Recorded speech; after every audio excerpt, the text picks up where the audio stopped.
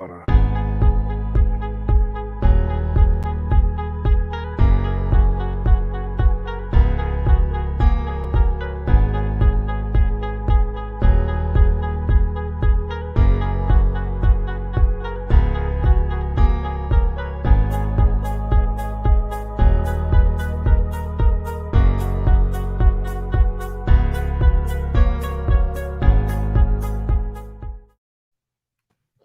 Oh, damn it. Sorry.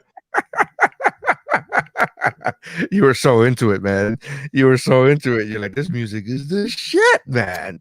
Are we on Facebook? Where are we? Yeah, we're on Facebook and YouTube. Oh. And we're not only on the What's Up Bro Facebook, which is facebook.com/What's Up Bro or WUBRO. Is it Wubro Pod? I think it's Wubro Pod. Yeah. I forget. But not only are we on those, but we're also on my comedy, Nery Saenz Comedy Facebook. So we're in it. So yeah, you should share the post. I'm about to. All right, man. You don't have to yell at me. I will yell at whoever I want. Is it not a free country? Is it not? There's so much debate going on. No, it's still a free country. Everyone's just whining. Is it not, man? I can't express my point of view on national television as he's talking to a reporter. Is it for cable news? Is it not? There's so much debate going on. No, it's still a free country. Everyone's just whining. Is it how come I can hear myself? I can't express my point of view trying to share on Facebook. National television. Oh, it's coming through the broadcast. Hey, everybody. Mike Mercadal here for What's Up, Bro. Are you feeling tired, run down, general malaise? Well, have we got the cure for you? Listen to our live stream. What happened? Sorry. I was clicking, I was Xing out of the Facebook so that you don't hear the thing, and then when you double click and it's like, no, one click would have done, but I just fucking deleted this tab. It's a long way of saying technical issues, man. We are off to a great start. Fantastic start. So last time we were on with Missy. Missy's not in today. Oh, first of all, thank you for checking out the What's Up Bro podcast. I gotta say that. Right, I'm not used to this live thing because I forget that we're also doing the audio podcast is also going to be released, and so now I'm catering more towards the live people. You know what I mean? So I apologize to our listeners, to our loyal audio listeners. Welcome to the What's Up Bro podcast. I am Nery Saenz. With me as usual is Mike Mercadal. And then we don't have Missy with us today because she's out on assignment. Yeah, she's out on assignment. What assignment is that? Well, we'll figure it out when she gets back. We'll let you know. We don't want to ruin the surprise, Michael. The huge surprise, Pitbull is coming. We're getting Pitbull finally, everybody. You know, I did message him during the pandemic. Of course, everyone who wants to do a podcast in Miami at one point, you have like the rules dictate. Can I tell you the people who I messaged? Who? All right. So obviously, Pitbull. Yes. The Rock. Stallone. Okay. Arnold Schwarzenegger. Okay. JCVD. Yes. Dolph Lundgren. Of course. All the Expendables have been. All the Expendables have been taken care of. Expendables and Pitbull. And The Rock. Pitbull's and Expendables 4. Dude, I reached out to even local Miami talent. Like, not even like, because Pitbull's technically local, but he's like fucking worldwide, right? He's Mr. Worldwide. Yeah, but he's like, again, not even even without the moniker, he's like really made like. But I've reached out. These are all superstars. I mean, regardless of like whether you know somebody who went to high school with him. I still reached out to local like Lucy Lopez, DJ Zog. Oh yeah. Well, they're more likely to come on to a local show. Yeah, well, they have come on as many times as Stallone has. So tell you something. Boost them up. Tell them, hey, in our book, you're right up there with Stallone. In number of times you've come on the show, you're right up there with him. You guys are equal in my. I would love to, but I legitimately like not for nothing. DJ Zog went to Braddock, right, which you and I went to. I didn't go to Braddock. You didn't go to Braddock? I went to a shitty private school that they made me go to. I did not. I lived by Braddock. They made me go to. They fucking made me go to that school. I hated that school. What a great disclaimer. Fucking hey, I don't even want to give a name. I don't even want to give a name. No, I genuinely don't. I really don't. So DJ Zog went to Braddock, right? So I have that kind of a quasi connection with him because I went to Braddock. But I legitimately like these two human beings. It's like I see what they do for the community and the way they rep Miami and the way they do shit. I'm like, and they all are always hustling. They're always working. They're always like fucking on like something.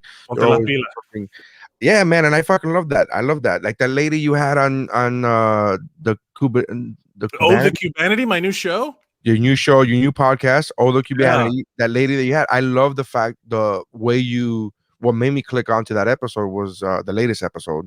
And with this recording is that you put like she has hustle, like she's just always.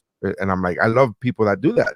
Like, hey man, get your grind on, get your hustle on. I love that shit. Kathy Pedria, she's a friend of Chris's. Well, I know her now, but like because she lived in New York or whatever. But she's known Chris since like middle school, and this girl has like she's people don't realize to produce like content and video. It's like you have to shoot multiple takes. It's fucking work, man. It is hustle. And she's also like has a lot of like, you know, she was telling us about how she just like messaged a dude and was like, hey, this person on your thing that you're getting rid of, she's not doing that good a job. I'll do a better job, and straight up got a job. Like she's literally like not only hustles, but she hustles in a way that like she backs it up. So she's like, it was just like a really interesting talk. She's very, very like very driven and really knows. That's what I like. So when you wrote that in the promo, right, I was like, oh, that immediately caught my attention. So then I went to go check it out, and I thought it was great. But that's the kind of shit that I like about legitimately. Like this isn't me kissing ass because she's not even here, but Lucy Lopez, that shit. DJ Zog, they do, and I'm like, man, I love that kind of like, and they rep Miami in the most positive of ways. They're like super Miami, but like in the most positive of ways. They're not the kind of Miami, because Miami, like any other city, has its positives and negatives. But she, those two, Lucy specifically, I'm like, in a male dominated industry, to become like a staple of like South Florida and South Florida radio, it's a big deal, dude. So I reached out to them, and and Jeff, who is on Mount Geekmore with me, is like friends with both of them, like actual physical friends with both of those humans. And I'm like, right, but can they? No, that's cool. Cool. It's like, why don't you? Hey, man, if you don't want to fully commit to the job, like it's okay. The most passive aggressive, like, hey, I get it. It's interesting because like I've never, like, some of my friends are like known comedians. Like you're a comedian, but like you don't have a TV, like you haven't done like late night. I get it. I understand. I feel the same way. I remember somebody, I forgot what it was, but I was doing my show at the Creek in the Cave, rest in peace. The Creek in the Cave in New York City closed down, COVID casualty. But it is, someone was like, oh, you know this guy? Tell him to do my show or tell him to do this. And I'm like, I'm not going to tell him to do shit. He's a human being. You go ask him. I can tell if he asks me, hey, is that good or not? Hey, this guy puts a show together. Is he a piece of shit or is he an ass? I'll be like, no, he's a great guy. The show would be good. I mean, there is an element of hierarchy, right? Where you're going to bring more to the show than the show will provide for you in exposure. You know what I mean? Right. Obviously. That's why I don't blame to keep going with the example of Lucy Lopez and DJ. I don't blame them for not doing the show, because even though I sent out the invitation, because I get it, it's really doing me the favor at this. You know what I mean? Like absolutely, you would absolutely be doing me the favor. I hate when people do that when they present an opportunity, like, oh, the exposure is going to be great, and then you look at their profile or look at whatever, and they got like they have like 40 followers, and you're like, I mean, I got more than that. Like what exposure? What don't. Like, don't pretend you're bigger than. So my sell is always like, it's a fun hang. Yes. So yes, will you be? Yeah, absolutely. Will this benefit me more than it will you as far as numbers wise? Absolutely. But it's a fun hang. You're not gonna like. I don't think anybody's ever done my podcast and go, "Fuck, I regret that shit." Like I don't. You know what I mean? Oh, I might know what. Well, we'll talk about the Cubanity. The Cubanity later. Oh, the Cubanity. But I just, you know what I mean? Oh, are we thinking about the same person? I don't know. Maybe not. Maybe not. Pull me off. Can you do that thing where I'm muted and then I can just talk to you? How does StreamYard no, work? we could do private chat. We could do private chat. Oh, yeah. I'll tell you who it is. But yeah. But with the You regretted it? I mean, if you know something, that's fine. I'm not. No, I just remember listening to it, and it was like, Jesus Christ. Oh, but you know what? I think he may regret it because of the person I put. Yeah, I mean, that was you. The person you put is definitely the problem, not. Yeah. But the point being, both of them are. To be honest with you, as a guest, it was hard, and I was very young in my podcasting, so I didn't know how to fucking reel him in. Well, at this point, it's like let's not say too much. But the whole point being is that if you were to pitch, there's 295 episodes. You want to go back and try to fucking figure out who the fuck we're talking about, Mike and I talking about? Have at it. Give us the numbers. Go appreciate it. There's 295. We're about to reach 300, Bubba. We're about to know that's exciting. That's crazy. That's crazy. Right? It's crazy until you look at Joe Rogan and be like, oh, 1,804. Okay, never mind then. Well, it's also crazy because we've been doing 300 episodes without anybody, like nothing, like for no reason. Because for no reason, we're just doing it because it's fucking fun. But I do remember, like so like I would never, because back when I was there and we were doing stuff, I would not. I remember I emailed some people to be on. I remember I was trying to I recorded some people at the Improv, at the Miami Improv. I was hosting one weekend and I recorded with somebody. Like that concept of starting that I always feel like I was a little ahead of the curve. Like I just didn't have any like pull. Capital or pull. I didn't have any kind of pull, but like, hey, if you do this now, you will be ahead of the game. And I remember trying to pitch it, but because you don't have the pull, like the idea feels like, oh, that's less valid. Then later on, they're trying to do the same shit, like too late, you know? But the point being is that I would never present it as like, we're doing you a favor. It was always like, hey, you could come on and be a hero on our show. Come be a hero. We would market it the other way around. We would be like, hey, can you do us a favor? Right? Yeah.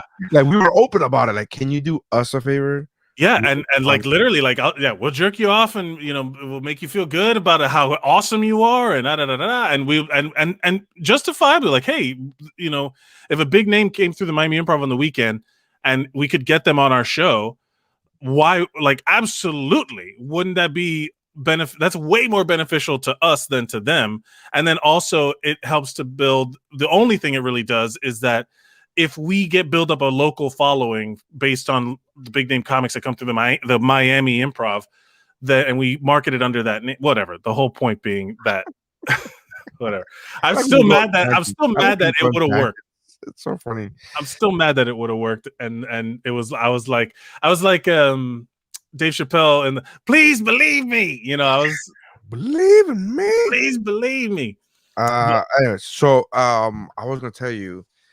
So this, first of all, a couple of things broke out.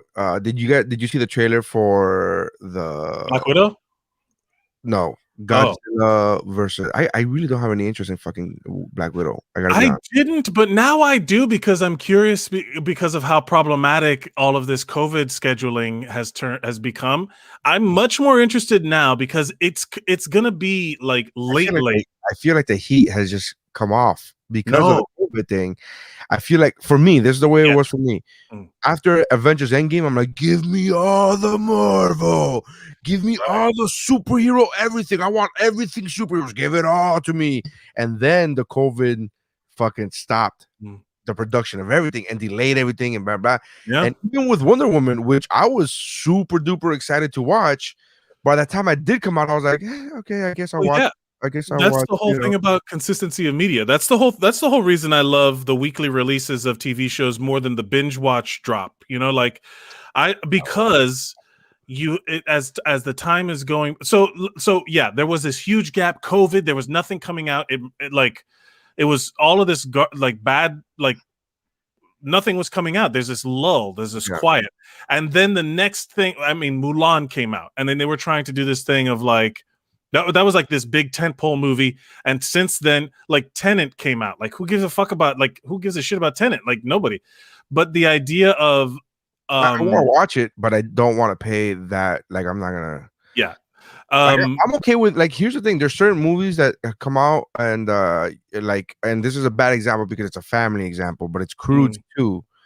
And my family and I are legitimate fans, like raw fans of the original Croods and the Netflix TV show Croods on Netflix that was after. It was like a prequel series to the original movie. So we're like real fans of this movie, of this franchise. So when Croods 2 came out, I had zero fucking qualms about dropping $20 on a rental, because I was like, I would have got this in a movie theater with my entire family and paid way more than $20. I'm fine. And that's the thing. Came out and they're like, spend $20. I was like, I'm the only one that's gonna watch this shit. I would have watched that movie in the theater with Movie Pass, because I would have already, like, I gotta watch these movies. Right? Don't you gotta give him some kind of fucking, like, hey, he's Chris Nolan. He did a lot of shit that's really good. I mean, do we want to go down the Chris Nolan rabbit hole of what's actually good? He did really fucking good. Like, he did really good movies at the beginning. No, I think the last one is the only one that wasn't good, right? That war one. Dark Knight Rises sucked. Yeah, I mean, you're not wrong. You're not wrong. I mean, like, the point being is that, like, he's great. You know, Interstellar and was good, but I would have made different choices. But which is hilarious to say. Exactly. Like, would you? Like, you've never fucking filmed anything but your family on your phone. Yeah. Would you have made different choices on this fucking, you know, $500 million blockbuster? Like, yeah, I would have made different. That's why. Okay, I think that Dark Knight Rises. I think that there's, like, I think Chris Nolan. He, like, I love the. But there's some things about Dark Knight Rises that are good. That opening sequence with the plane, yes.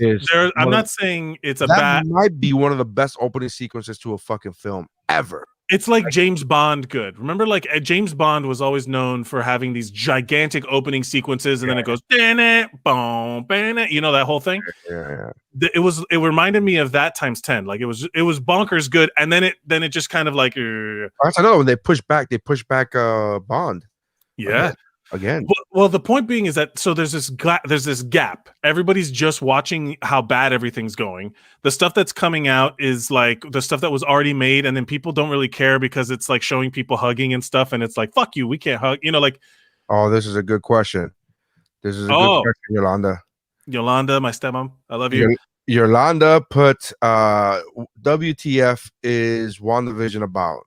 Okay, so getting to that point. So what ends up happening is there's this big gap, and then the next superhero thing that comes out is Wonder Woman 84, and it is a lot of questionable choices in that one too.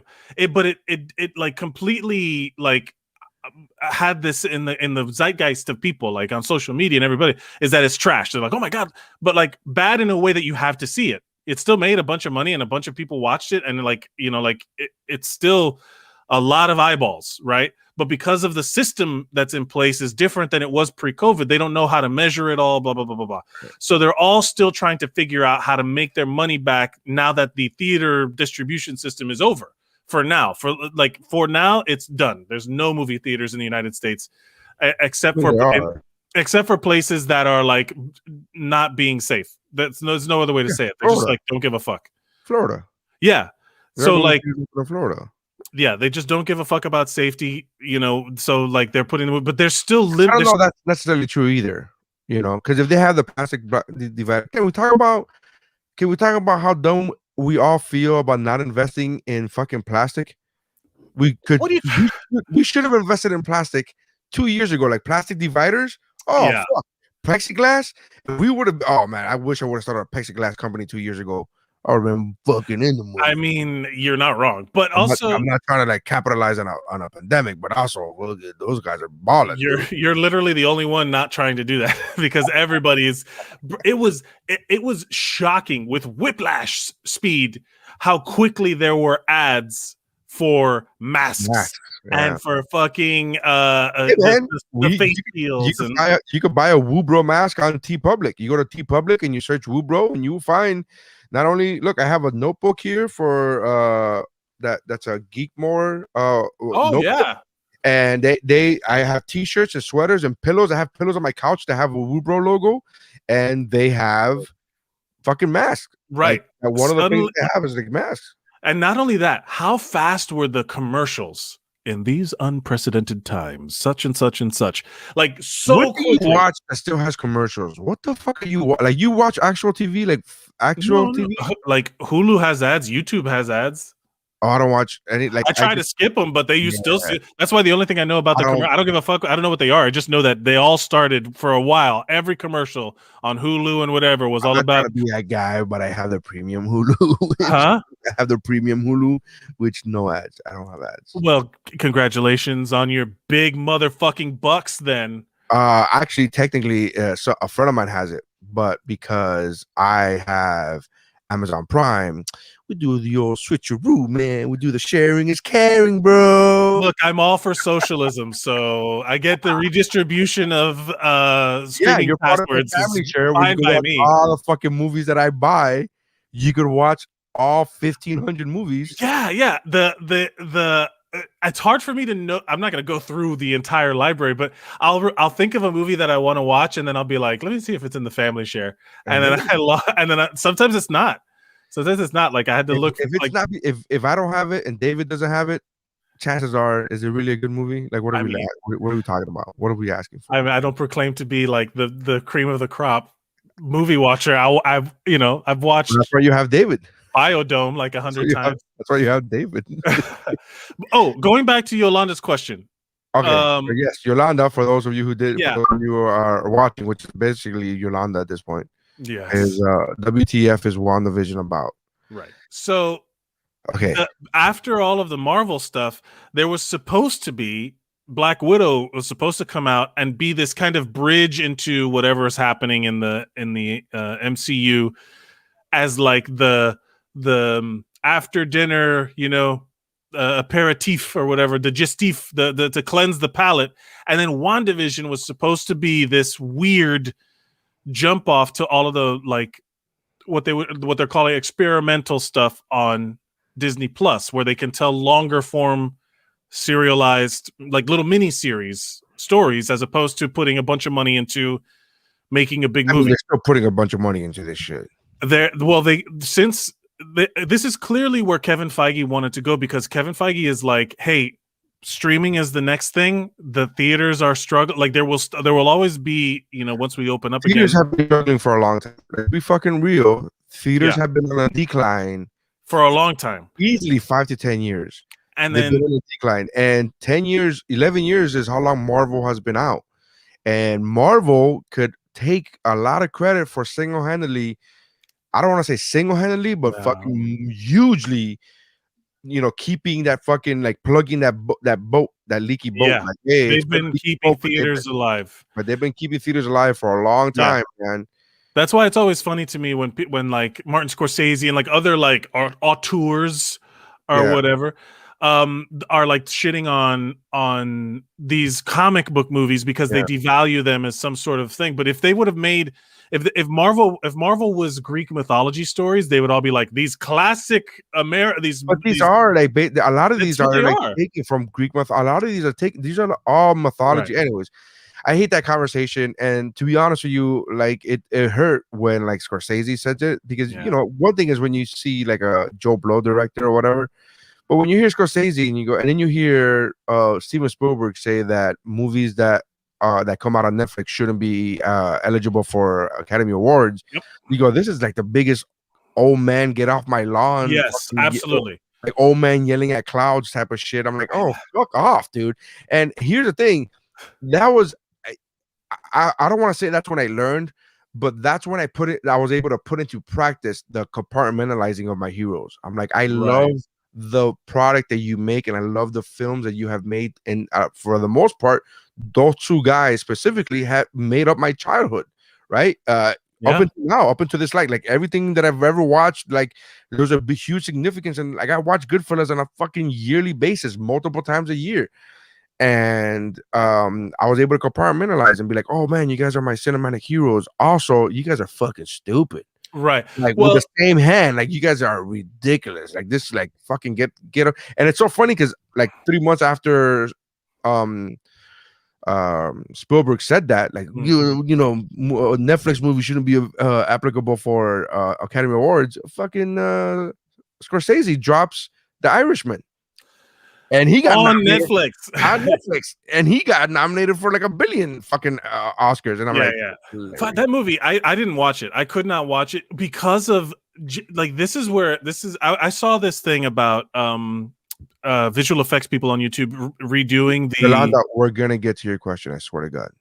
I mean, but this is ADD as fuck. We're just, this is the way Mike and I work, man. I know we really. This feels so like. Reminiscent. Like nostalgic, like so it feels like when we used to sit in that little office right there with a fucking card table and my microphone sitting in the middle, and then we would yell into it. And then we would just ramble, and it's like we called it Wubro digressions. Where like, and then we would but no one was allowed to touch the table. Look at where we are now. We're streaming. Yeah, I can touch the fucking table, Mike. I can touch the table, bro. We fucking made it. We made it. Made it. Yolanda put on retired. Well, I'm an out of work comedian, so we're in the same boat. I mean, yeah. So just to answer Yolanda's question, WandaVision is basically, because it's kind of a genius way to bring Disney Plus into the fold, because Wanda has the power to control reality around her. And it's more specific than that, but in big picture terms, she can control the reality around her. And she's filtering this. She had like a traumatic experience. Her loved one died, and her PTSD is manifesting in her comforting herself in old sitcoms through the years. Like, you know, like from the 50s to the 60s. I'm going to take this, and then, because that was perfectly said. So I'm going to get at 26 minutes. I'm just going to go ahead and cut this out and send it to my friends, because my friends don't know what the bro, this shit's so fucking boring. And I'm like, or that's how it's being presented. What you're seeing is someone who's going through post-traumatic stress disorder, reverting to comforting memories, but she's a superhero. She's like she's like a goddess. Like she can control reality. Yeah.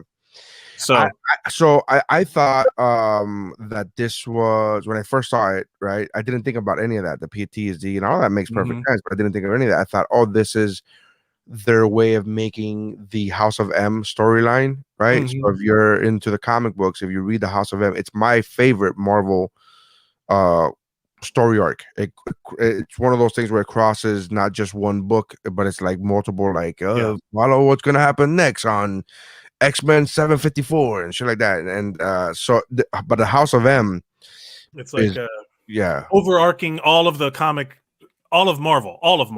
Yeah.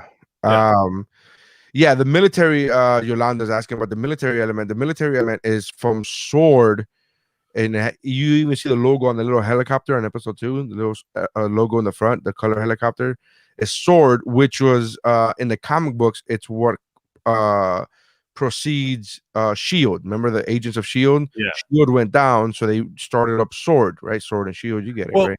This is the part that people have not, we don't know yet, because because we did see the Sword logo. We did see the Sword logo. Yes. Well, what I said was basically the explanation for the first, like for the big picture, and as it's starting to unravel, because what's happening is that she's in this, we don't know why it manifested itself this way. We don't have answers to all the questions. We just know that they chose this serialized television format to introduce the serialized television format of Disney Plus that they're going to be going towards, which I think is super fucking smart. And then all of these other elements are like, if she's manipulating reality, how far out does it go? Some people are saying it's that she's like taken over this town and all of the people in it, and that's why they're all acting weird, and that's why they, all that stuff. And then but it's got like this force field around it that they're trying to get into. Like, remember when the hammer in Thor is stuck there and they can't lift it, so they have to build that shit around it. They can't move this dome of Wanda power, so they just kind of have to post up outside. And and what everyone's saying is that they sent Monica Rambeau, the Geraldine character, into the force field to infiltrate and figure out what's going on. And that's why, like, when you see she's controlling it clearly, because she like says when the guy with the beekeeper comes out, that gave me goosebumps.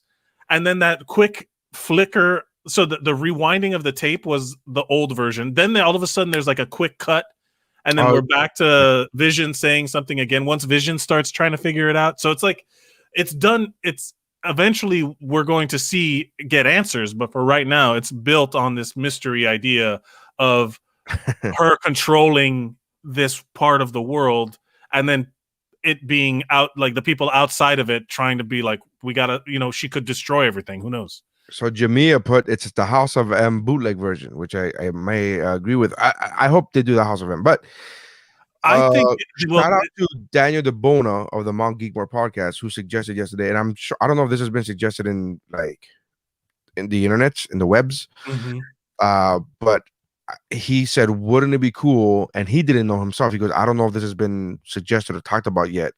Maybe I heard something about it, but you don't know if it's one of those things where you thought of and then maybe. But he thinks that there should be a 6-episode miniseries on Cap putting back the stones, showing us how Cap put back the stones, and adventure into putting back the stones. Like, you know what I mean? I think that's a good idea, but I would make it 10 episodes just because I want more of it. But I think 10 episodes, he puts back 6 stones, and 10 episodes. I don't think that's in the books, though. I don't think they signed. So because of, like, now that we know more about the behind the scenes stuff, that he signed on to do, kind of like what Robert Downey Jr. did in Spider-Man. Like, he just shows up. He could be the mentor. Yeah. So I think be the old man, though. Well, I don't think it's going to be the old man. I think he's going obviously it's not going to be the old man. We don't want to fucking see old man Cap. No, but I think it's going to be part of once they break apart. So here's what I think. I think WandaVision. I understood that when you said I think, and you didn't have to stop yourself to then say this is what I think. You already said. I'm trying to gather my own thoughts so that I don't have to do it later. Yeah. No, but the idea of, like, so WandaVision is going to is already introduced Sword, and it's going to introduce the idea that she's going to break something in reality that is going to filter over into Doctor Strange. No, Doctor Strange and the Multiverse of Madness, which is a bunch of M's in it too. So keep that in mind. So I think the end of WandaVision is going to lead into the beginning of Multiverse of Madness. But what that is exactly could either be House of M, which introduces mutants and all that shit, or that's the way they could introduce, because in House of M, if you read House of M, the one who fucking comes to save the day from Wanda, the one who breaks the fucking, like, because she put a spell over the entire planet. Of the planet, change reality of the entire planet in the series House of M. She put she changed reality for the entire planet, including Old Man Cap, where Captain America, Steve Rogers was he was a retired. All of this happened in House of M, and the one who fucking was able to come out of it, the first one who was able to come out of it was Wolverine, because of the fucking healing. He was able to be like, wait a minute, this is fucking wrong. And then he slowly but surely started going and breaking other people and be like, hey, slap the fuck out of it. This is wrong. And that's what started crumbling Wanda's power over everybody, because there's too many people Right. So I think this is an encapsulated way version to fucking bring about the mutants. Like, this is the way, at least they already did it in the comics. Fucking do it now. Do it in the movies. This is the perfect way to produce. Like, hey, we now have mutants, and fucking Zac Efron as Wolverine is fucking. That's you think that's your guy? Oh my god, bro! I'm not gay, but every time I see fucking him with his abs, I'm like, yes. Well, I heard he's not doing too well. He's had like some rehab issues and some really? stuff like that. Yeah, but he also hated They still being have his in ab? shape. No, well, Oh, he says he like when in Baywatch, right? Like when that was like his oh, most fit he's ever been. Jesus He's Christ. like, I can't do that anymore, and I don't. He's like, I don't ever want to be in that shape anymore. That's like, Yeah. it's not a real. That's like when Henry It's not. Cavill. Yeah, it's not. You can't be. You You can't. can't. You can't Yeah, live like that. yeah. That's you get like that for one day of shooting and you dehydrate yourself for 3 days. That's what Henry Cavill said. He's like for Witcher, that like he was the weakest he ever was the day that they shot the hottest scene that he like where he's like the most cut because he's all dehydrated and whatever. Like it's Well, that's, unrealistic. a lot of these. You ever seen those shows like the World's Strongest Man competition? Yeah, yeah. There's all these huge fat guys, Yes. right? And they always talk about. Like I always see these big beefy guys, like huge beefy guys, but like they have a gut, right? But they're fucking beefy, and Well, they their always abs talk, also grow. They have to, your they, abs are muscles too. but they all those guys, like the guys on, they always talk about like those professional bodybuilders, like those guys are actually at their weakest. Yep. Because to be that lean and to be that cut, they're fucking dehydrated. They're like, and they go through a laundry list. And it's so funny because whenever you hear a fat guy criticize, and it's not a fact, they're not. I mean, that's the thing they're about beefy. I call them beefy because they're monster. They're giant men. They're so fucking strong. Like when you realize what exactly they're doing, they're functionally strong. Yes, right. They can carry 1,000 pounds. Functional muscle. They can carry 1,000 pounds, but they have a fucking belly. Like they're fat, right? They look fat. At least I mean, you know. they yes. So to hear somebody with a gut, no matter how functionally strong he is, to hear somebody with a belly be like, that guy needs help. that guy, he needs help. But it's not like it's not like the other people are not strong at other points. It's that when they're doing all of the show, they've been like dehydrating themselves and eating nothing but like lean protein for 3 months, you know. And Yolanda's talking about Wolverine being hot. Hugh Jackman is hot. Hugh Jackman is an attractive man. Well, yeah, yes, but I think Zac Efron could. I mean, I think, dude. Again, I don't think he has to be in that. I don't think he has to be in that like Baywatch shape all the time. For Wolverine, you don't have to fucking be in that like Baywatch shape. No, good shape. You know they joke around with that because Wolverine is 5'4". Is 5. Yeah, he's like 5'3", 5'4", whatever in the comics, and he's like this like compact dude. Yeah, and I think that they should make him like genuinely this kind of battle scarred, not attractive person. He should be functionally strong.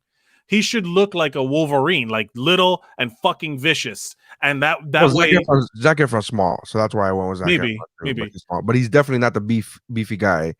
He's cut, he's ripped, but he's not beefy like Wolverine is stocky. I guess stocky. But Zac Efron is my fantasy casting a lot of times. He could no, seriously, like every time there's like who should play? May I suggest Zac Efron? Like I'm always that guy. I'm like, did you see Baywatch? May I suggest Zac Efron? I'm always that guy. Like Zac Efron, and Baywatch is an awful movie, by the way. I heard it's terrible. I never saw it. It's a bad movie.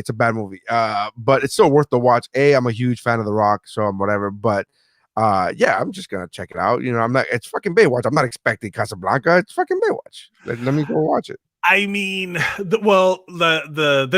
watched plenty of bad movies, but the idea of he would be all right. You know, I guess if he played it right, he's very like he's a talented actor. They could grizzle him up a little bit, and he could pull it off. I definitely think that. So they haven't announced anything about that, but they have announced a million other things.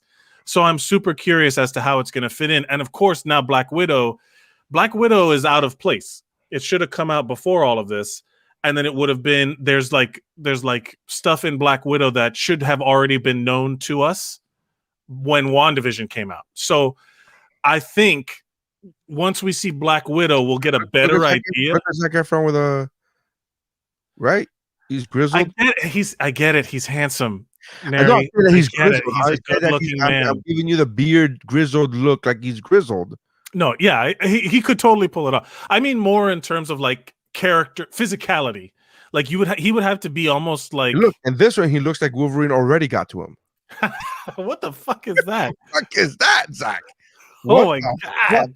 I get it. We all have our problems, but come on, man. Like, put up the thing from Judge Hector. Judge Hector. He's a comment. Put the comment. Well, I don't know if it's it's a longer comment. Sorry. The kids. I forgot about the kids. All right, yeah. The kids are supposed in the House of M or in the Scarlet Witch stories. The kids are super important, and then but like they're trying to use them for like they're supposed to be used to turn. They're like I forget the whole story, but the kids are important. In this version, they're saying that the kids are going to be something for either Mephisto or Nightmare. Something about Mephisto or Nightmare, and that's going to be, huh? It can be Quicksilver. Is she brought back fucking Vision? In her mind, she brought back Vision. No, he's there. He's thinking. His body is physically there. All right, I haven't seen episode 3. I only saw the first 2 episodes because there's 2 episodes. Because you have to see episode 3. I gotta, you know. They are fractions of Mephisto. That's what it is. So the kids are to introduce Mephisto. These kids. How do I reach these kids? Mephisto's in hell. How do I reach these kids? Man, if you fucking know South Park, this is hitting you 1,000% right now. You're like fucking totally on board. Right. If nailed it. South Park, you're like, nailed it. Yeah, Jamia says Vision is back, baby. All right. Yeah, he's alive. But I will say that she's gonna bring back Scarlet Witch then. Quicksilver. Yeah, well, maybe. I'm sorry. A quick Black Widow. Maybe. Interesting. Maybe. I don't necessarily. I mean, you could bring back Tony at this point, right? You're gonna use her to fucking bring back everybody. I mean, isn't that the complaint of every comic book thing? Is that when someone like Scarlet Witch dies in the comic books, and then Agatha Harkness brings her right back? You know what I mean? Like, it should be. Like, that's the thing. Any comic book thing that brings people back to life, it means that the stakes of death are 0. So I don't think they'll ever bring back Tony Stark. They can't. He sacrificed himself. They're not going to bring back Tony Stark because Robert Downey Jr. is done. Right. Like, no. He's like just. But even if they bring back alternate Earth Tony Stark, where it's another guy, you know, they'll never. I don't think they'll ever do that. I think they'll ever bring in Ironheart. That's what they're doing. They'll bring in Ironheart. The problem is that the Ironheart character is odd because she's so similar to Tony Stark that like Miles Morales is similar to Peter Parker in many ways, but not the same. So they're very like they can exist separately. But when they give us, and they're gonna, and when they give us Miles Morales in this next Spider-Man movie, I'm just gonna be in the fucking theater, just like going at it. I'm just gonna be like, yeah. I mean, they're gonna weird. Tobey Maguire. We're gonna see Tobey Maguire cameos, or we're gonna see fucking this other guy cameos, and everybody's gonna lose their shit for that. But I'm just gonna be like, shit, where's Miles? Can you raise your hand? Like, I'm just gonna be that guy. Like, no matter how fucking, and Miles could be like, I don't know. I wonder who they're gonna cast for Miles. Who's the dream casting for Miles Morales? You know, like that would be really interesting to see how, Zac Efron. Miles Morales, Zac Efron. Everybody's Zac Efron. It's me, Zac Efron. No, you know what? That would be interesting. It has to be a young dude. It has to be super young. It's probably going to be an unknown. I think that's here's the thing. I'm not too familiar with super young known black Hollywood actors because that's isn't that an oxymoron, right? Because black actor, because Hollywood doesn't like fucking minorities. Well, right? So no, the problem is that it has to be super young. I'm talking about it has to be like 15, 16, bro. Yeah, no, of course. The kid from Power. Maybe. I don't know. I don't watch Power. Is it good? Well, you know. Okay. Well, the idea. So it's so basically we're I like this. Judge Hector says that Robert Downey Jr. will come back as Friday, like an AI. That I like. I could like that because he's already kind of done it with the glasses thing, right? He's already. Well, he did it as Edith Like he put another character to do the work for him.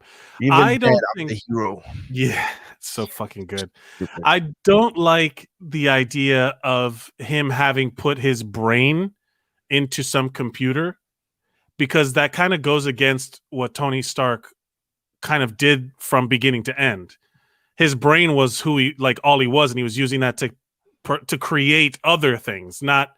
No, that's kind of what he wants to do, to create a shield around the world. Like, yeah, but not at the expense of himself. That was the whole thing in the first thing. You're not the one to put to do the sacrifice play and all that shit. But he didn't kill himself for that, but I could see himself like, hey, I want to continue. You think he backed his brain up after he got stranded in space after Infinity War? I mean, he had 5 years to do it. He fucking broke time travel in a matter of hours. That's true. You know what I mean? Like, I do love that part in Endgame where he's like, I figured it out. End of story. And we're like, yep, it works perfect. Yeah, but again, Wonder Woman, oh, you only put fucking fuel on a jet once? What's going on? Like, okay, yeah, all right, that's fine. We would just accept it. Well, we know how jets work. We don't know how time machines work. Yeah, but here's the other one. I was watching Endgame this week, right? And I was like, oh, this is great. So I'm watching Endgame, and the building collapses on them, right? When fucking Thanos comes and fucking shoots up the fucking Avengers building. Right. And a rocket is down there, and he's like, get it off me. And then fucking Rhodey goes, canopy. And the fucking suit opens up because the suit's all fucked up and damaged, right? So he opens up and he's like helping Rocket.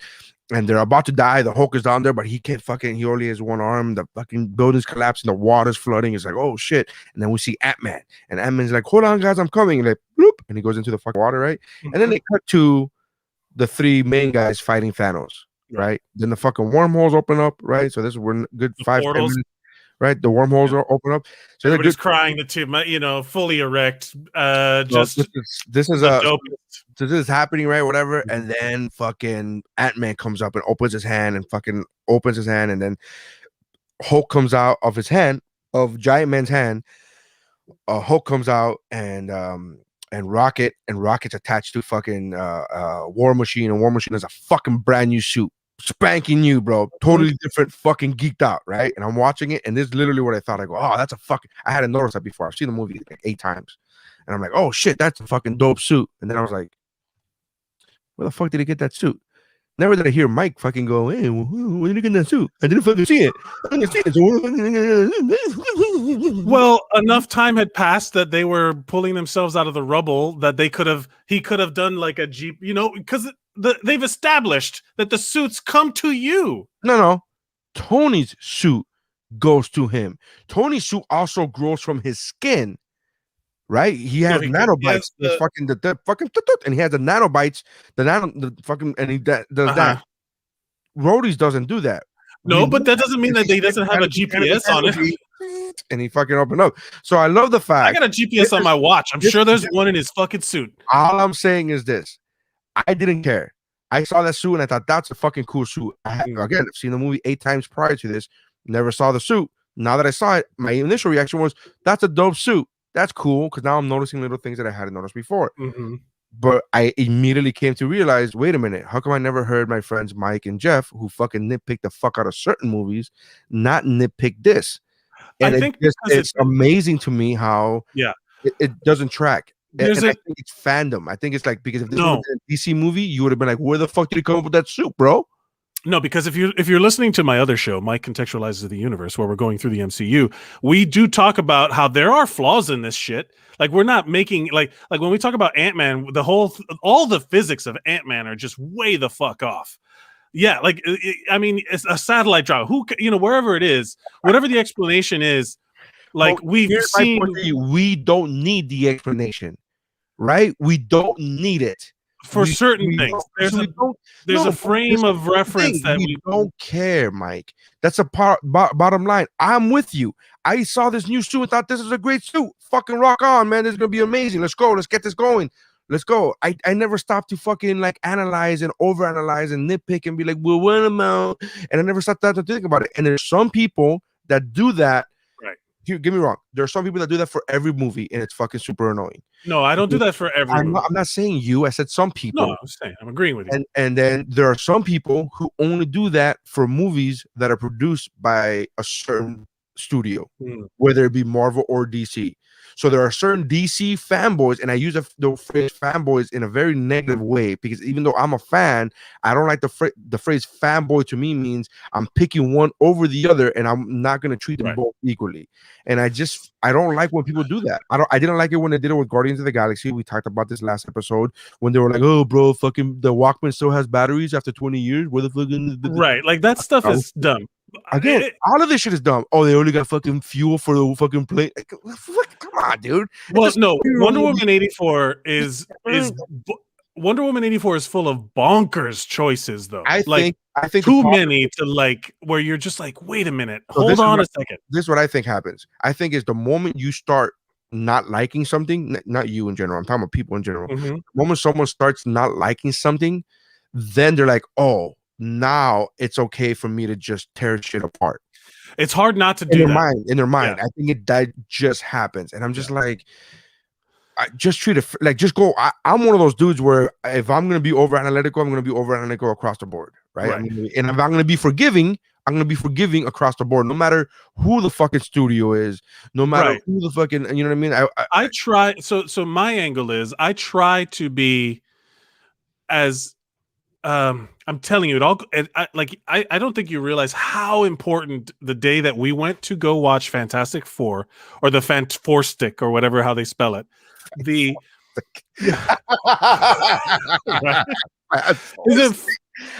heard that. That movie came out 10 years ago. I fucking never heard Fanforstic. That's so great, man. Yeah, it's like, yeah, it's how it's spelled. I feel you. But like the day that we went to go see, people. The day that we went to go see that movie, and we went in there with the intent to be like, let's watch this garbage. We genuinely had the reverse experience where we're like, oh, that's not that bad. Oh, that's not that bad. Oh, that's not that bad. And then at the end, of course, it's like you could see all the problems, but with the ending.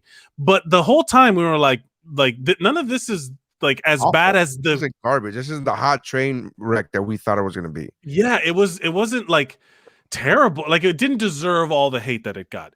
Now with a track record, can I give you an example of somebody nitpicking Fanforstic to me? When I defended the movie, I'm like, oh, I like this movie, and then I got shit. So John Wynn, right, comedian friend John Wynn, and filmmaker, he would like just trash this movie, and then he was like, you like this? I'm like, yeah, it was good, it was fun, I don't know, whatever. So but he was like way more into this quote unquote conversation / argument than I was. I was just like, yeah, it's fine. And he was just like, what about, and he just kept coming back, and he was like, fucking thing didn't have pants. I'm like, and you can't see his dick. And I'm like, but I was like, I don't, but I remember like literally, sucks. There's not enough thing dick in it. And I can't. I literally read this comment, and I was like, yeah, because Godzilla had just come out that year too, and I was like, yeah, I saw the new Godzilla movie too, and I was never like, what the fuck? You're not gonna show us her fucking vagina? You're not gonna show us her?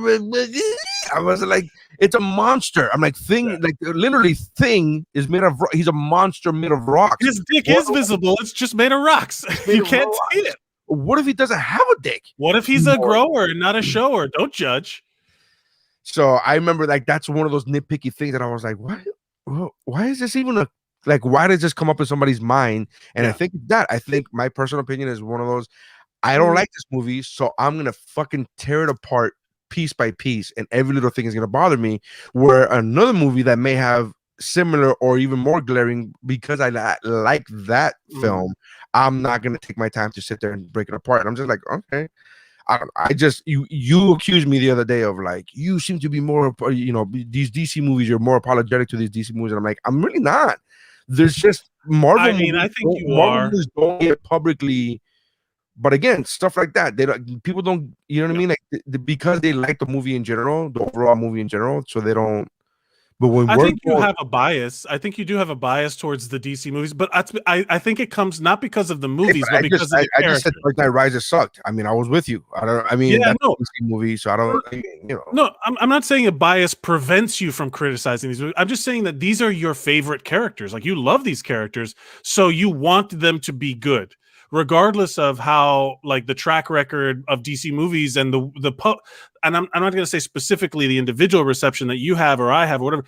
Generally speaking, they're viewed as not as good as they could have been, and not as good as the competition, which is Marvel. So, or sometimes you can see very clearly that they're trying to do what somebody else does. Yeah. But that's the whole point being is that bias doesn't prevent you from being critical. It influences going in whether or not you're willing to give more leeway to something. With Marvel, the issue, the thing is that, look, like in my other show, we went through that whole weird phase 2 of Thor: The Dark World, of Age of Ultron. Can I just tell you that I shat on Thor: The Dark World for a very long time? Yeah, it's not But here's the thing. So when I first saw it, I was like, I don't like it, but I don't know why I don't like it. I couldn't pinpoint why I didn't like it. I remember saying that on this very podcast. And then I saw it a couple more times, and I was like, I just don't like it. I just don't like it. I don't know what it is, but I just don't like it. And I couldn't put my finger on it. And then I went on this tirade at one point where I was like, people talking about DC movies. Marvel movies fucking suck. Thor 1 sucks. Thor 2 fucking sucks. So I was going through all this stuff there. And then I did my rewatch before the Endgame movies came out. And then, so I'm doing the rewatch, and I watched every single one. And I got Thor: The Dark World. And I'm like, hey, this movie's fucking good. Why didn't I like this movie? Like, I legitimately really enjoy fucking Thor: The Dark World a lot. Like, not like ironically, and it wasn't after Endgame. I understand. I saw Endgame. I went back. And I saw this before the fucking Infinity War. But you saw it after Thor Ragnarok. Correct. Yeah. So, and you saw it after Age of Ultron, after you've experienced pretty much everything except Endgame. That kind of. I didn't. It didn't do Infinity War either. It was like this is watching to Infinity War. Yeah. So the point, like, and again, the only reason I have context for this is because I'm literally doing it on my other show. So Judge Hector, to the listener, is saying he commented in, and if you want to comment, and so we could talk about your comment, watch us on the live on the Facebook or the YouTubes. Yeah. He wrote the Fan 4-stick thing is very similar to what is currently happening in Cyberpunk. Many other games have had much worse, launch, and didn't get half of the hate. I agree. It's one of those things where you get to the more of a magnifying glass that comes upon, like, you know what I mean?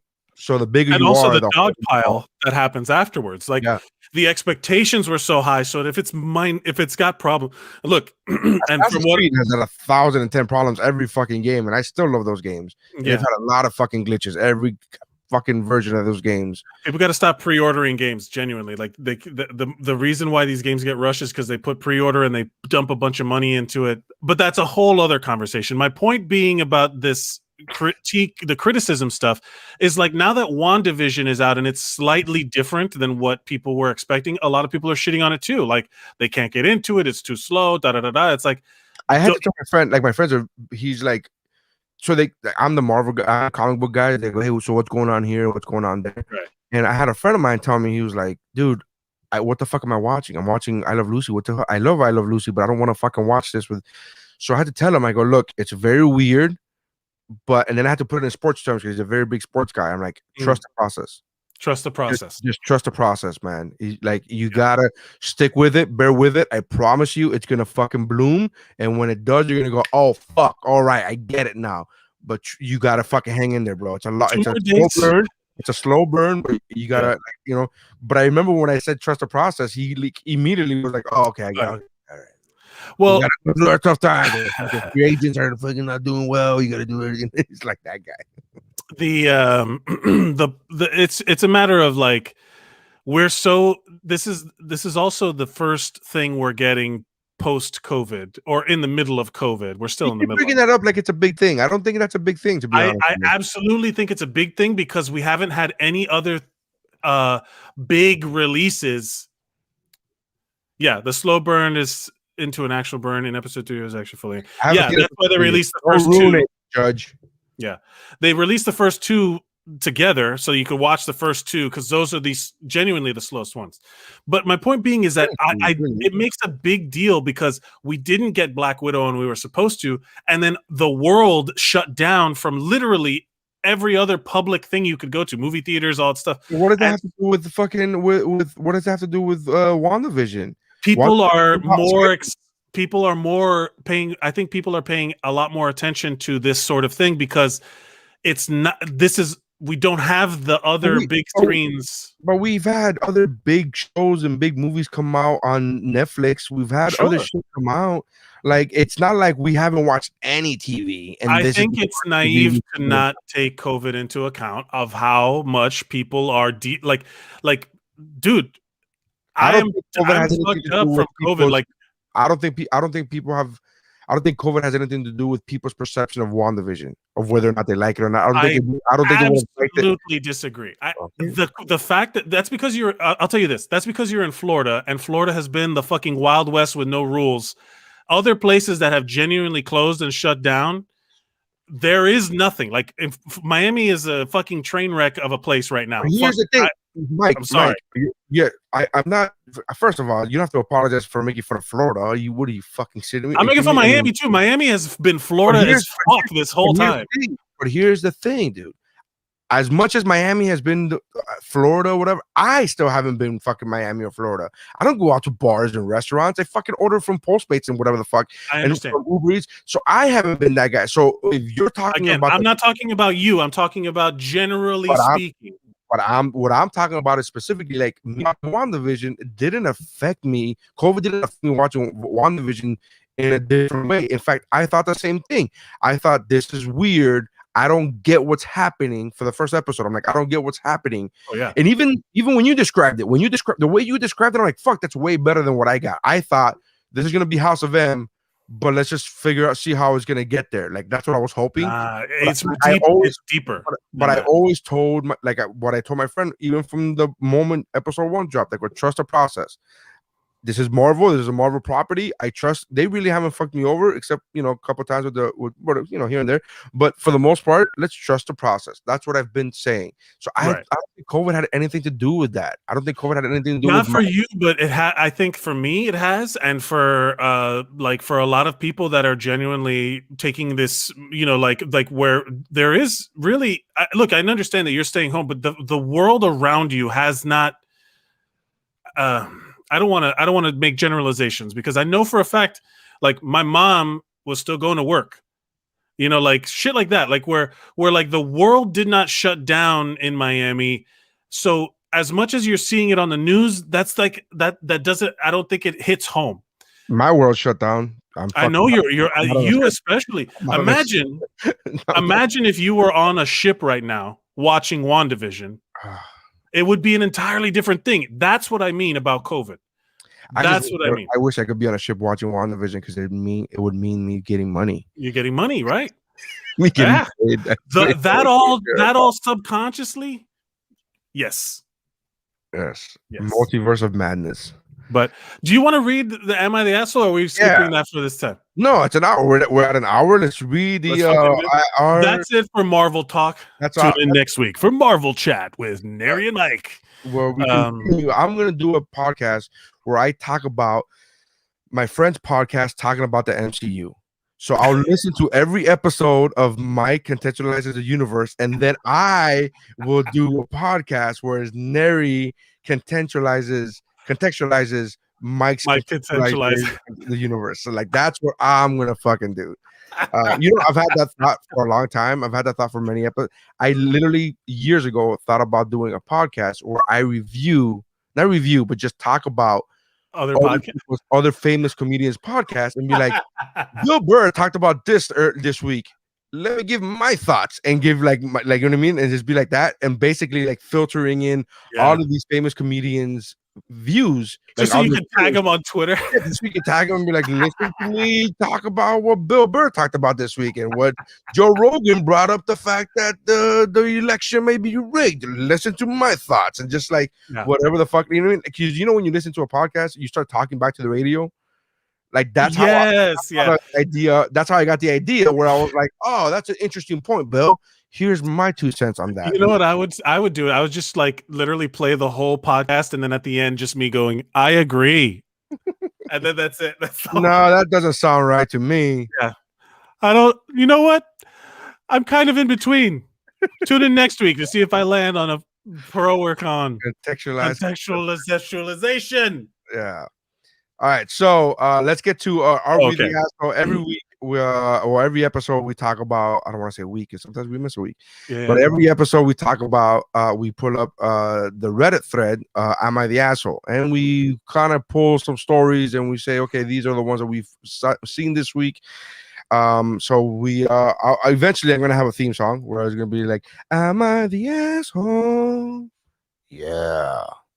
And that's it. That's gonna be the fucking. That's it. Just cut that, dude. I think that in the soundboard. Hour and 4 minutes. Let me write that down. Am I the asshole? Yeah. I kind of surprised myself with the way I said, "Yeah." That was good. That was good. That was good. All right. Here we go. Am I the asshole for keeping the cat I've seen lost posters for? My roommates and I have been visiting this stray cat for about 3 months now and just recently took her in. We would visit her at the same church every night. Sometimes it's a church. Keep that in mind. They put that in there to make them not villains. Do you? Sometimes, I don't know. They throw church in there all the time. With a title in there. With a title like that. I don't know. Sometimes we came at 8 p.m., others at like 2 a.m., Others, it was 2 a.m., and she would be at the same church. It took a while for her to trust us, but after consistent visits with food and blankets, she eventually warmed up to us and eventually started running towards us when we would visit her. Long story short, 2 weeks ago, we took her in. She seemed to adjust really well to indoor life really fast, and looking back on it now, she wasn't too scared for us at first, especially for the grammar, especially for being a stray. So that should have been a red flag, I guess. She's a fucking cat thief. Leave her grammar alone. Her grammar is the least of this, right? No, that's the first of this for me. But we took her to the vet. She had no microchip and wasn't spayed. We thought she might have been spayed in a catch, spay, release program because of the tip of her left ear was clipped. Fast forward to today, and we started seeing lost cat signs of our cat, not your cat. I was afraid that this was going to happen because she seemed too friendly off the bat. The sign just says, "Have you seen this cat?" with a picture of her and a phone number. I know we should call the number. Yep. The end. It should be, right? I know we should call. Where am I? Hold on. I lost my place. With the picture of the phone. I know we should call the number and let them know we kind of stole their cat, but we're having our hesitations on giving her back. We were just looking into spaying and chipping her, and we've bonded with her a lot. Whoever had her last hadn't chipped or even put a collar on her yet. Every night for at least the past 3 months.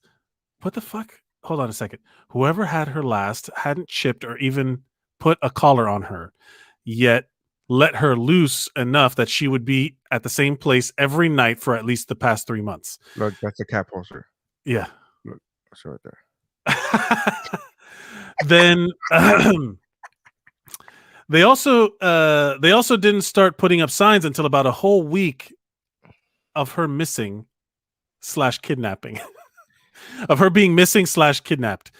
I know she will be absolutely loved here. We've already dedicated so much time. Fuck this. I cannot read. This lady writes like shit. Mike, maybe English isn't her first language. Dude. Maybe not. You know what? Maybe not. I'm sorry. Forgive me. I know she will be absolutely loved here. We've already dedicated so much time and money into her, but ultimately she kind of is someone else's cat, even if I disagree with the way they've kept her. What do you guys think I should do? Long story short, found a cat. We thought it was a stray. Took her in after 3 months of gaining her trust. Took her to the vet, not chipped or spayed. After a week of having her, we began seeing lost cat signs. All right. So Yolanda says immediately, she wrote in, yes, you're the asshole. Somebody's missing their fur ball. Right. Now, I will preface this by saying that Yolanda is one of the cat ladies in my family. She is. Is she one of the cat families? Cat lady. Cat lady. Cat? Huh? Family does that too, where they eat cat. Someone in my family eats cats? Yeah, didn't you go to France and your French cousin? No, that was dog. I love the fact that how you think that's different. I don't know. You're like, no, that's ridiculous. Nobody eats cat. It's true. Dog. It's dog. No, it's dog. It's totally different. Oh, it's dog. Okay. By the way, I set you up perfectly because I knew it was a dog, but I was like, no, you eat cat. And I just wanted to see your reaction. You're like, your defense of it, like, no, it's a dog. It's different. No, it's a different thing. But so, yeah, they're 100% the asshole. There's absolutely. So look, I understand. This is like what? Read the rest. There's more. No, that's it. That's the whole thing. No, there's more.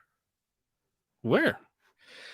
So they said update. Oh, in the comments. Did you not? Did you? Oh no, I did not see the comments. In the comments, the very first comment. Says, we called the number. It turns out it wasn't an owner, just a concerned person who also fed the cat. Yeah. Posters were not put up by the owner, just a concerned cat lover. Yolanda put up this sign, who is happy to hear she is being taken care of. Oh, great. So Yolanda gets charged. She eats cats.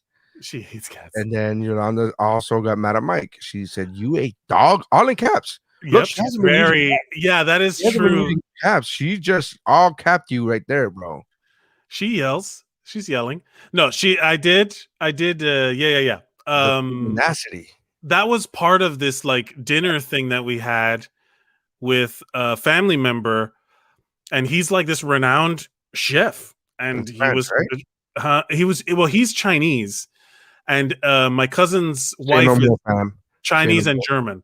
And then yeah. He's Chinese. We get it. It was interesting because he passed this bowl around. And then we all, like, because the way they serve, you have your rice or whatever, you have your thing. And then they pass something around and you put it into your rice bowl and then you eat it, like your chopsticks.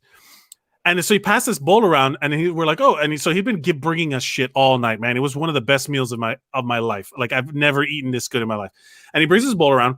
It's like this red meat and a sauce. And he puts it, like, he offers it to us. It's in much less quantity than any of the other stuff he brought out. So we were like, oh, he's like, this is very special. And we're like, okay.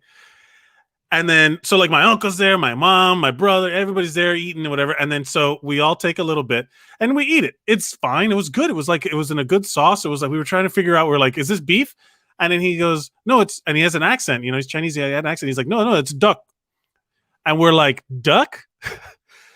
Like, quack, quack. And he's like, no. Wow, duck. And we were all like, yeah. Okay. Excuse me, I'll be fucking throwing up. No, it didn't taste bad. And it's just it taste bad, right? Just a thought process of you eating it, No, so a couple of us went, oh no, it wasn't that bad. So a couple of us, I know it was me, my uncle Rick, and I think a couple other people got, now that we knew what it was, like, all right, let's really, it's not like the dog's already dead, so it's like, I mean, what are we gonna do? Like me refusing this cooked meat is gonna bring that dog.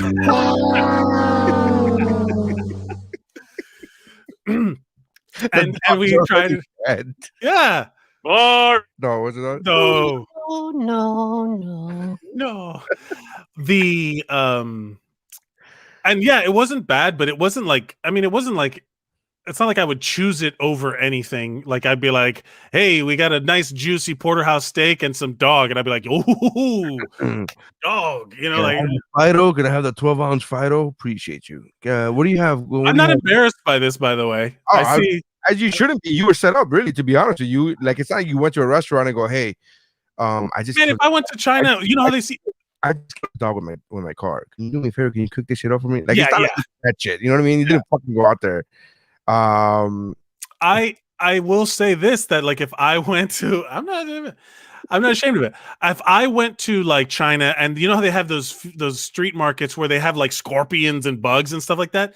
If I was, if I was there, I'd try that too. Yeah, that's where we got COVID. Congrats. No, Fucking congrats. Yes, I would be a COVID carrier. Like unexpected, I'd be like, well, I guess we You know, one of gotta those eat this Wuhan rat markets, or whatever. one of those Wuhan markets. We don't need that shit. That's what happens. Well, the bugs thing is international. They have that everywhere. Everywhere there's like places that because they need it's like a source of. It's actually very healthy to eat certain bugs, but the idea of like it's because we can't conceptualize it. It's not something we normally do. Mike conceptualizes. Mike conceptualizes eating dogs. Food. Yeah. Listen, man, I don't need to fucking eat dog. I don't even eat seafood. What the fuck? Why would I be going to eat dog? I know, but that's because we have the luxury to not do that. Correct. When the world dies because of all of the global warming, we're gonna need some alternatives to feed the peoples, and there's bugs that are gonna have to be much more consumed in the real world. That's what they're saying anyway. Scientists say. What do they know? What do they know? I mean, you're in Miami, where they completely don't believe anything scientists say. So that's not. I don't think Miami's like that. I think Florida's like that. I don't think Miami is necessarily. Bro, how? Okay. I'm not gonna argue with you. I'm just saying. Whenever I do go, like people everywhere go fucking wear masks. Like every time I go to Publix, I've never seen somebody without a mask. I've never encountered anybody who has done the "fuck you, I'm not wearing this shit." I've never encountered those assholes. Right. I've never encountered somebody who fucking gets mad at somebody. Like I've encountered people like, this aisle is for this way only, and people are like, oh, okay, and they respect. Like I've never encountered a situation. So yeah, in my bubble, I guess I'm obviously. Also you're kind of, you're Sweetwater. Like it's not downtown. It's not. It's what I tell people, and I have a joke about it. Like I'm Miami. I'm not South Beach. And if you're thinking, even the backdrop that we have here on this live, this is South Beach. This isn't Miami. This isn't. You know what I mean? It's not the same thing. No. So yeah, again, I'm living in a very small. I did go to a show at the beach. Where they didn't give a fuck. Yeah, mask, and they didn't like. It was a tiny place. I did a show there, and I was like, that was my fucking joke. I was like, I came here with a mask. How am I the only one with it? Like, I feel like the dude that walks into an orgy with a condom. I'm like, why am I the only dude in an orgy with a condom? Like, am I the crazy one? Like, what's going on here? I'll tell you. Yeah, I mean, Miami is Florida, and as much as they want to pretend that they're not, Miami is Florida. I don't think that's accurate, man. I don't think no, because because the laws that are put in place, like that guy Ron DeSantis and all of the policies that really hit, right. All that's applying to Miami too. So you best believe there are clubs packed with people. There are parties and shit packed with people. But there's not dance clubs. That's the point. There's not dance clubs. There's bars. You want to say that, but there's not like club space or whatever the fucking the current fucking live is not open. You talking about bars, okay, but that's not the same thing as clubs, and it's not. But also you got to think about so they've busted in New York where it's strict as fuck underground parties. Yeah, I guess I'm not telling me fucking underground parties. I guess I'm not saying that there's not underground parties. I'm saying, but I'm that's not cool enough to be invited to. All I know is that I ever fucking go, even if I was invited. I don't give a shit. But like, look, there. I guarantee you, I guarantee you, it's Florida, man. It's Florida. It's. Look, man. I'm telling you, as somebody who's traveled the state doing comedy, and pre-COVID, I've traveled the state doing even during COVID. I went to South. I did a show in Key West 2 weekends ago. It's very different. It's very different in other places. I'm telling you. I'm just telling you. I can only tell you what I've experienced. I can only tell you what I've experienced. But it's different, but the same. Same, but different. I could only tell you what I've experienced. I've traveled this state extensively throughout the last 17 years of me doing stand-up. I've traveled this state. I've been to fucking nooks and crannies and hole-in-the-wall bars performing in every fucking coast, East Coast. No, I'm not talking about that. I'm talking about Miami is very different than Florida. And I'm talking about during COVID. Because of COVID, there have been and because of the election, I will say, because of all of the politics, Miami has revealed itself to be much more Florida than it pretends it's not. You know what I mean? I think you're thinking. I think what's happening is you're seeing this from an outsider's perspective, and you're seeing the louder people, which are usually the stupider people. Which brings me to my point. That's exactly why Oh the Cubanity exists, ladies and gentlemen. You can listen to Oh the Cubanity. So I think if you're seeing all the loud people like, well, this is Miami, this is the way we are, we're gonna go clubbing. Like, yeah, you see those assholes, but the majority of us, I don't feel that the majority of us are those loud assholes.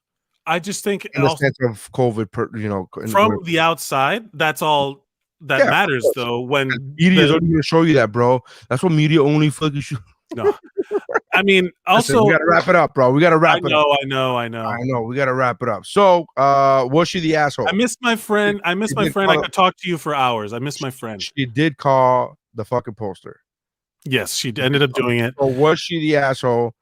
What say you, Yolanda? Is she still the asshole for even contemplating? I will say she was the asshole until the M. Night Shyamalan twist of the update at the end, where it's like the posters weren't even from the owner, and then it's like, oh, okay, yeah. Then that's. I would say she had legitimate gripes. Like, even if this was the owner, the fucking cat was there for weeks. She said months, right? She said she went for months to this church, and she fucking it wasn't chipped. I mean, she did have legitimate gripes. I think that she was, even before she called, obviously before she called, I would say there was part of her that was an asshole, but she had legitimate gripes. As a pet owner, you take this cat that you've been feeding for months on the street, and you take it in to get fucking it's not chipped, it's not like out of that shit. Like, that's not if you're a lousy fucking pet owner. If the situation was like it was before the update, then then I honestly, she's not necessarily the asshole, but she there's a judgment call to be made about how that pet's treated, not spayed, and yeah. Yolanda's like, I would have put up that poster myself. She wants to Yolanda has put up that poster. Yeah. Like, hey, she wants to do that. 17 cats that hang around here. I'm missing one. What's going on? Where's Kevin? There's like Ralph, Sammy, Carl. Real quick story before we leave. We're about to get off, I swear. But when I was a kid, the house at the end of the block was that crazy cat house, right? Where there's like 1,000 cats. And I'm not sure now, looking back at it now, I'm not sure if this was because of my perspective as an adult. Maybe when your perspective when you're a kid, maybe, you see 4 cats and you go, this house has 1,000 cats. I don't know. You know what I mean? I was very young, like 5 or 6 years old type of young. And I remember, maybe 7. And I remember finding a cat and having it for like a day, right? But my mom was definitely not going to fucking have this cat around. She's like, get that fucking cat away from me, whatever. Get this cat away. We're not keeping the cat. So I take the cat to the corner house, right? Because I'm assuming this is, as kid logic, there's a lot of cats there. This cat is we just found this cat randomly. So then I take the cat and I'm like, we found this cat, whatever. And I'm like giving the cat as a kid to the fucking owner, right? To the owner of the house. The owner of the house goes, that's not ours. And I said, what? Like, I was like, I was like, what? And he said, that's not our cat. And I looked around, 7 years old, looked around. And then I looked straight at this man who's a fucking grown up. And I said, how can you tell? How do you know And I said that I didn't know what sarcasm was. Wasn't trying to be a smartass. I was just like, how you have look at all these cats. How do you fucking know? And they just do. Like, even when they have fucking 20 cats, they just know this is number 21. This is not ours. Yeah. I imagine Yolanda wants the Ace Ventura scene where she like comes to the apartment, like, come to me, Jungle, and all the animals, the cats just come running. The fucking the keys. Look around. And then and then like 19, 20 cats just kind of like, ah. Is it just cats, Yolanda? Is it other animals or is it just cats? She said that she has 3 cats and one is a cat dog. Oh yeah, that they're big. Yeah, she's always had cats, but yeah. So Yolanda, is it only cats? We're gonna get out of here in a minute. Yeah, we're gonna get out of here. Cat whisper. She says car whisperer, but I'm assuming she meant cat whisperer. Cat whisperer. Yeah, I don't know if my dad would allow dog. We had like your dad would not allow dogs. Well, he had 2 dogs, and then they chewed like the wood off the house. Yeah, but fucking cats destroy everything too, dude. When they're not as bad. No, I remember we had these 2 dogs, and my dad had a log home in Tennessee, and they literally were like gnawing on the house, like from the outside, like and they were like half wolf. I mean, it serves my dad right for getting fucking wolves. I think that would be I think that's the fucking key there, right? Yeah. My dog tears up the fucking fence. Like I have to constantly be changing and the wooden boards on my fence, on my backyard fence. Constantly. There's a hole in my fence, like, and he's constantly losing. And like he's fucking 11 years old, 10 years old. He's an old ass dog, right? He's still fucking doing this.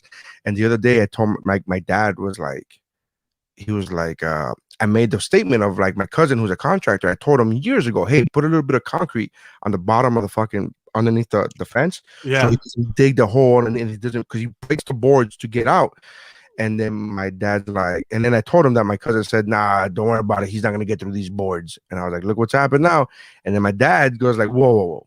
That's not a normal fucking dog though. Like, he points at my dog. He's like, that's not a normal fucking dog. I've never in my life seen a fucking dog eat.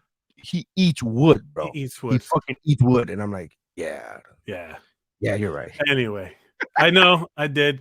Thank you, Yolanda, and thank you, Judge Hector. Thank you, buddy. Yeah, well, I mean, we had more. We had who do we have? They were interacting. I like that they were interacting. Jamia came on. Yeah, Jamia, I encourage the interaction. I like it. So thank you very much for interacting with us. If you want to interact with us, if you're listening to this audio version and you want to interact with us, like and follow our Facebook page and our YouTube pages. Facebook is it you're on there right now, right? Is it is it Wubro Pod or Wubro? Hold on. It should be Wubro. I think it's Wubro Pod. I think I made everything universal. You're talking about the link itself? Yeah, no, Wubro Pod. Yeah, Wubro Pod is Facebook.com/Wubro Pod. You look up What's Up Bro Podcast on the search. On the search, so you just go to facebook.com/Wubro Pod, and the same thing goes for YouTube. If you're on YouTube, you look up What's Up Bro Wubro Pod, and then you can watch us live on YouTube or Facebook, whichever one you fancy. Check that out, and you can also check out my comedy Facebook page, Nery Saenz Comedy. And if you don't know how to spell that, don't worry about it. Nobody else does. Go to whatwashisname.com. All the links are there. Whatwashisname.com.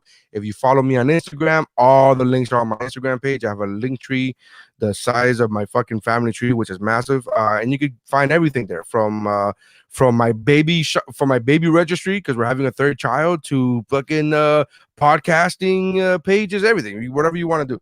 And then check out Mike's other podcasts. He has 2 of them that we've referenced multiple times on this episode already. Yeah, I have a link tree too. I think that's the best way to do it. The link tree, linkter.ee/Mike Mercadal, and it'll and then you can find Olo Cubanity, his new podcast with the Cubanity is this podcast I'm doing with my friend Chris. And we talk about, we're tired of the Trump cult being the only thing that people think about when they think about Cubans, especially the Cubans in Miami. So it's a progressive liberal podcast for Cubans and Cuban Americans. And it's all about taking back the Cuban American identity and just giving a voice to. And as somebody who's not Cuban, I listened to the latest episode, and even though it's very Cuban specific, as a Hispanic living in Miami, I also was able to relate to a lot of these things, even though I'm not specifically Cuban. So there's a lot in there about way to go, Heck. Oh, thanks, man. There's a lot in there about like that you can pull from people, the immigrant identity, and having like a perception of you just because you tell someone, oh, I was, I'm Italian or whatever. And then people have an image of their mind. It's about like the nuance of what it's like to be 1st, 2nd, 3rd generation immigrant. So eventually we'll get down the road, but right now it's focused mainly on. Well, I mean, the title's on Cubanity. Come on. Yeah. So I get it. But it's great. Check that out. And then check out Mike Contextualizes the Universe, where he talks about the Marvel movies. Check that out on the Missing Sock Podcast Network. Sock Podcast Network. And then check out my podcast, Nery contextualizes Mike contextualizing the universe. So check that out. And if the other podcast is Mount Geekmore, MT Geekmore is a lot of fun, man. We had a lot of fun.